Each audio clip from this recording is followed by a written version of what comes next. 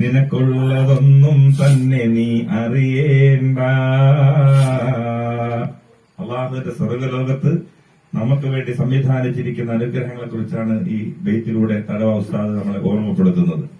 അവിടെ അള്ളാഹിലേക്ക് എത്തി അള്ളാഹെ പൊരുത്തം കിട്ടിക്കഴിഞ്ഞാൽ പിന്നെ നമ്മൾ എന്നും സന്തോഷത്തിന്റെ ജീവിതമായിരിക്കും. ഒരിക്കലും നാശമില്ലാത്ത ലോകമാണ് പരലോകം. എന്നാൽ ദുനിയാവ് നശ്വരമാണ്, എപ്പോഴും നശിക്കാം. അതിനു മുമ്പ് തന്നെ നമ്മളെ റൂഹ് നമ്മുടെ ശരീരം വിട്ട് പോവുകയും ചെയ്യും.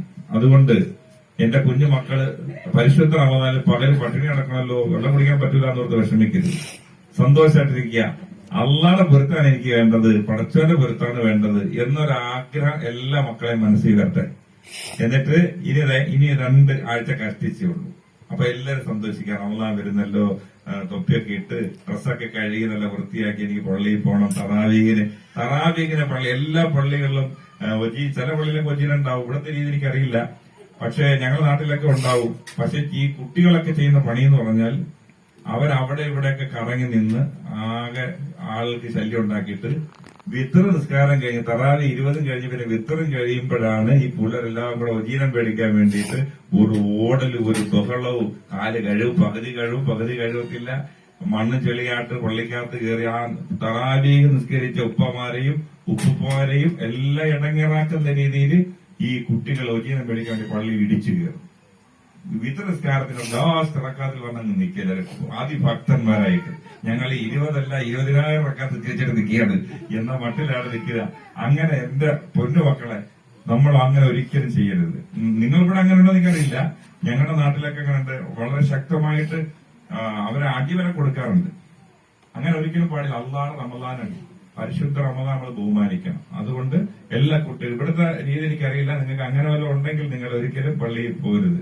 നിങ്ങൾ പള്ളിയിൽ പോകുന്നെങ്കിൽ നേരത്തെ പോയി തറാവീഹ് നിസ്കാരത്തിലെല്ലാം അച്ചടക്കത്തോടെ പങ്കെടുക്കണം. കൈകെട്ടി നിന്നിട്ട് ഇടത്ത് നിൽക്കുന്നവരെ ഇടിക്കുക, തട്ടുക, കാലെടുത്തവനെ ചവിട്ടുക, ചെറുക്ക് പിടിക്കുക, എന്തൊക്കെയാണ് റമദാൻ മാസത്തിൽ പള്ളിയിൽ ചെന്ന് കുട്ടികൾ കാണിക്കുന്നത്. പക്ഷെ നിങ്ങളാരും അങ്ങനത്തെ കുട്ടികളല്ല, നിങ്ങളൊക്കെ നല്ല കുട്ടികളാണെന്ന് എനിക്കറിയാൻ കഴിഞ്ഞു. എങ്കിലും അറിയാത്ത കുട്ടികൾക്ക് നിങ്ങൾ പറഞ്ഞു കൊടുക്കണം. ഒരിക്കലും ഇത്തരത്തിലുള്ള പണിക്ക് കൂട്ടു നിൽക്കരുത്. പരിശുദ്ധ റമദാനെ വരവേൽക്കുന്നതിൽ സന്തോഷിക്കുകയാണ് നമ്മൾ എല്ലാവരും വേണ്ടത്. ഉമ്മമാര്, സഹോദരന്മാര് പ്രത്യേകിച്ച് റമദാൻ വരുന്നല്ലോ എന്ന് സന്തോഷിച്ചാൽ ഹറമല്ലാഹു ജസദഹു അലൻ നീറാൻ, റസൂലുള്ള പറയുന്നു അവന്റെ ശരീരം നരകത്തിന് ഹറാമായിരിക്കുമെന്ന് റസൂലുള്ളാഹി സ്വല്ലല്ലാഹു അലൈഹി വസല്ലം. നോമ്പ് പിടിക്കണ്ട, റമദാൻ നോമ്പ് പിടിക്കുന്നതിന് മുമ്പ് ആണല്ലോ സന്തോഷിക്കേണ്ടത്. റമദാൻ വരുന്നല്ലോ എന്ന് നമ്മൾ സന്തോഷിച്ചാൽ അപ്പൊ തന്നെ നമ്മുടെ ശരീരം നരകത്തിന് ഹറാമാണ്, നമ്മളെ നരകത്തിൽ അല്ലാഹു ഇടൂല. എന്നിട്ട് റമദാൻ ആവുമ്പോ നമ്മൾ നിസ്കാരത്തിൽ ഉടായ്പൊക്കെ കാണിച്ച ഈ പ്രതിഫലമൊക്കെ അങ്ങ് പോകും. അപ്പൊ ആദ്യം ചെവി കുടിച്ച് നമ്മളായിരിക്കും നരകത്തിടുക. അതുകൊണ്ട് റമദാൻ വരുന്നല്ലോ എന്ന് സന്തോഷിക്കുകയും റമദാൻ വന്നു കഴിഞ്ഞാൽ ഉമ്മ, വാപ്പ, സഹോദരങ്ങൾ അവരോട് പോലും തമാശയ്ക്ക് ഒരു അടിപിടി കൂടെ നിൽക്കരുത്. ഒരു 30 ദിവസം കടിച്ചു പിടിച്ചെന്റെ മക്കളെ, നിങ്ങൾ റമദാനെ വളരെ സന്തോഷിച്ചുകൊണ്ട് ഈ നാട്ടിലേക്ക് വരുന്ന റമദാനെ നമ്മളെ ഏറ്റവും മുമ്പേ സ്വീകരിക്കേണ്ട ഇവിടുത്തെ മക്കളാണ്. അപ്പൊ നിങ്ങളൊക്കെ ഉഷാറായി കഴിഞ്ഞാൽ പള്ളി ഉഷാറായി, വീട് ഉഷാറായി. അള്ളാഹു അനുഗ്രഹിക്കുമാറാണ്. ഞാൻ നീട്ടുകയല്ല. മഹത്തായ നമ്മൾ ഈ പങ്കെടുക്കുന്ന മജ്‌ലിസ് മറ്റേത് മീറ്റിംഗ് പോലെയല്ല.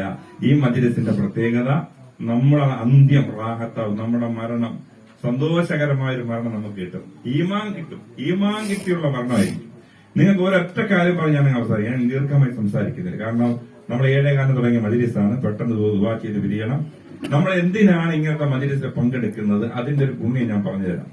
ബഹുമാനപ്പെട്ട സൂറത്തുൽ കഹ്ഫില് ഒരു ചരിത്രം പറഞ്ഞു. മൂസാ നബി അലൈഹി സ്വലാത്തു വസ്സലാമും ഖിളർ നബി അലൈഹി സ്വലാത്തു വസ്സലാമുമായിട്ടുള്ള ഒരു സംഭാഷണവും, ഖിളർ നബിയോട് മൂസാ നബി, അന്നത്തെ ആ കാലഘട്ടത്തിലെ പ്രവാചകരായ മൂസാ നബി അലൈഹി സ്വലാത്തു വസ്സലാം അള്ളാഹ് ഒരു സദസ്സിൽ വെച്ച് സംസാരിച്ചപ്പോൾ ഒരാളെ ചോദിച്ചു, ഈ കാലഘട്ടത്തിൽ ഏറ്റവും വലിയ അറിവുള്ള ആരാന്ന് ചോദിച്ചു. അപ്പൊ മൂസാ നബി പറഞ്ഞു, ഞാൻ തന്നെയാണ്. ഞാൻ ഇപ്പൊ ഈ കാലഘട്ടത്തിലെ പ്രവാചകനല്ലേ, അപ്പൊ ഞാൻ തന്നെയാണ് എല്ലാവരെക്കാളും അറിവുള്ള ആള്. അപ്പൊ അള്ളാഹു താല അവർ തട്ടുകൊടുത്തു. അല്ല മൂസ, നിന്നേക്കാൾ അറിവുള്ള ഒരു അടിമ എനിക്ക് വേറെ ഉണ്ട്.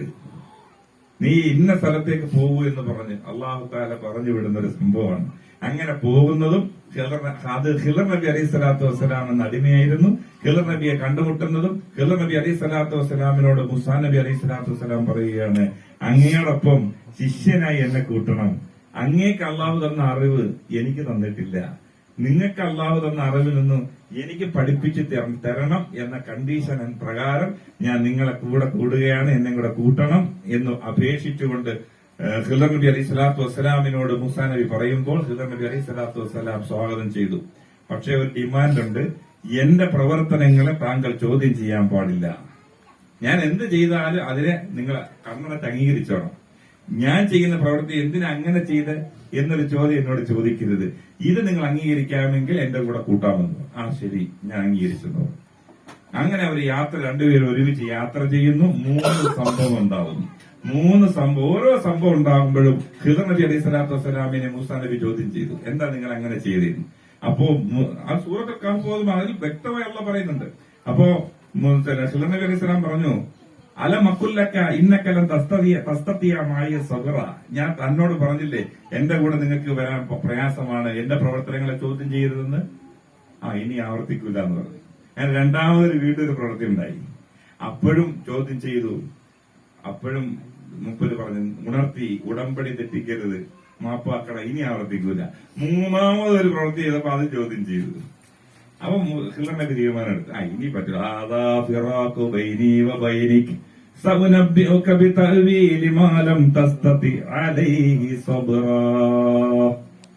എന്റെ പ്രിയമുള്ള സഹോദരങ്ങൾ മനസ്സിലാക്കുക, ഞാൻ വിശാലമായ സംഭവമാണ്. ഞാൻ ഇവിടെ ഈ മജ്‌ലിസിൽ എന്റെ പ്രിയപ്പെട്ട ഉപ്പമാര്, ഉമ്മമാര്, സഹോദരങ്ങള്, സഹോദരിമാര്, കുഞ്ഞുമക്കൾ എല്ലാവരും ഇതിൽ പങ്കെടുക്കുന്നുണ്ടല്ലോ. നിങ്ങൾക്ക് കിട്ടുന്ന മഹത്തായ ഒരു പ്രതിഫലത്തെയും മഹത്തായ ഒരു ക്വാളിറ്റിയെ കുറിച്ചാണ് ഞാൻ പറയുന്നത്. അതായത് ആ 3 സംഭവങ്ങളിൽ ഒരൊറ്റ സംഭവം എടുക്കാം. അതായത് രണ്ടുപേരും വിശന്ന് തളർന്ന് ദാഹിച്ച്